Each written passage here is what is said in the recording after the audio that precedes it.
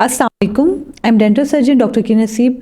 आज मैं आपको बताऊंगी एक इम्पॉर्टेंट टॉपिक के बारे में। बहुत सारे पेशेंट मेरे पास आते हैं और वो कहते हैं कि हम तो रेगुलरली ब्रश कर रहे हैं लेकिन उसके बावजूद भी हमारे दांतों में कैविटीज़ स्टार्ट हो गई हैं। तो अब मैं आपको कॉमन रीज़न बताऊंगी कि जिसकी वजह से आपको कैविटीज़ क्यों होना स्टार्ट हुई हालांकि आप ब्रश भी कर रहे हैं। फर्स्ट ऑफ ऑल तो आपने ये देखना है कि इन दिनों में आप लोगों ने अपना टूथपेस्ट तो आपने चेंज नहीं किया। जो टूथपेस्ट होता है उसमें आपने ये देखना होता है कि उसमें फ्लोराइड हो। अगर तो कुछ पेशेंट होते हैं जैसे कि बहुत सारी बातें इस तरीके से चल रही हैं कि फ्लोराइड जो है वो टॉक्सिक है, फ्लोराइड का ज़्यादा इस्तेमाल आपके दांतों के लिए हार्मफुल है, हालांकि ऐसा नहीं है। फ्लोराइड एक ऐसा कंपोनेंट है जो कि आपके दांतों की फिर एक प्रोटेक्टिव लेयर बनाता है और आपके दांतों को जो है कैविटी से प्रिवेंट करता है। ये बहुत एक अच्छा है आपके लिए इंग्रेडिएंट। तो अगर कोई पेशेंट इस तरीके के हैं कि वो आपके टूथपेस्ट को आपने इन दिनों में चेंज किया है, एक ब्रांड से दूसरे ब्रांड पे आप गए हैं, या तो आपने ये खुद जान के किया है कि आप चेंज करना चाह रहे हैं तो उस लिहाज से आपकी कैविटीज़ इंक्रीज हो जाएंगी, या तो आपने चेंज किया और आपने उस ब्रांड में नहीं देखा कि उसके जो कंपोनेंट्स हैं वो वाले कंपोनेंट्स हैं जो आपके लिए फ़ायदेमंद हैं या नहीं है। तो एक तो ये रीज़न हो सकता है कि आपने कोई टूथपेस्ट चेंज किया। दूसरा चीज़ जो होती है वो होती है डाइट।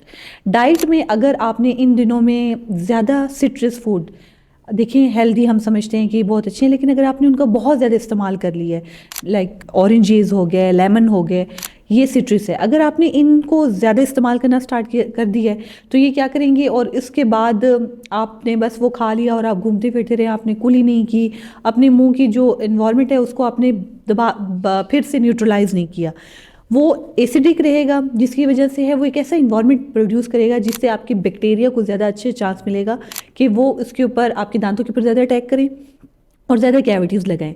तीसरी जो कॉज है, मेरे पास पेशेंट्स आती हैं प्रेगनेंसी में होती हैं और वो कहती हैं कि डॉक्टर साहब आगे पीछे तो हमारे बिल्कुल दांत अच्छे थे, बिल्कुल ठीक थे और अब बहुत ज़्यादा कैविटीज़ हो गई, या फिर अपनी प्रेगनेंसी की वो बात आती हूँ कहती हैं कि इस ड्यूरेशन में मेरे दांत बहुत ख़राब हो गए, हालांकि ऐसा कोई इशू भी नहीं था।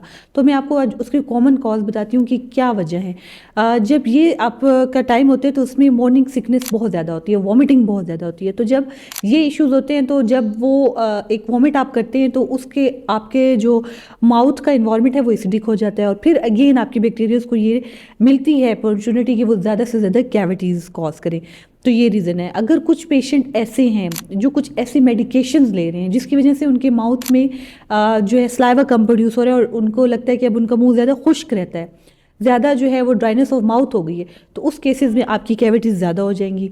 अगर आप लोगों ने अपने फूड में इस तरीके की फ़ूड ज़्यादा इंटेक करना स्टार्ट कर दिया है, लाइक आप नूडल्स बहुत ज़्यादा खा रहे हैं, आप लेज़ वगैरह बहुत ज़्यादा खा रहे हैं, तो आपने कार्बोहाइड्रेट्स इंक्रीज़ कर दिए अपने फूड में, तो भी आपको कैविटीज़ ज़्यादा हो जाएंगी। तो ये चीज़ें हैं, इस पर आपने नोट करना है कि जब मेरी ये कैविटीज़ इंक्रीज़ होगी तो वो क्या रीज़न है।